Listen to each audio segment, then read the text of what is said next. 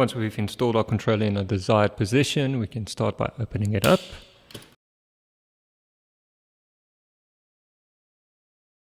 Each controller comes with pre-installed MC4 connections to the positive and negative terminals.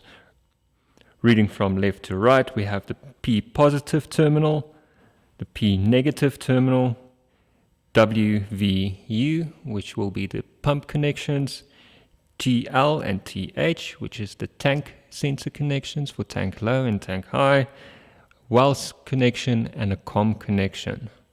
We will start off by connecting our motor. The supplied motor's wiring is labeled WVU, or brown, blue, black, and we can just connect them corresponding to the W, V and U on the controller.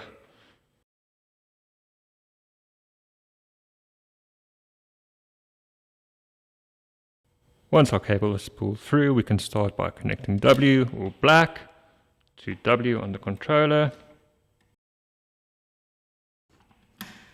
followed by V, or blue, and U, brown. Once our motor is connected, we can proceed to connect our tank sensor to TH and COM. Polarity of the sensor cable is not important as long as we have one connection to TH and one to COM. This will ensure that the motor stops running when the tanks are full. We can then proceed to connect our well sensor. Once again, polarity is not important as long as we connect one terminal to well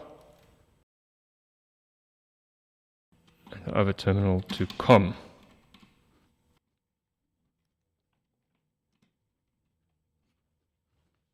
Once all our internal connections are made, we can close the lid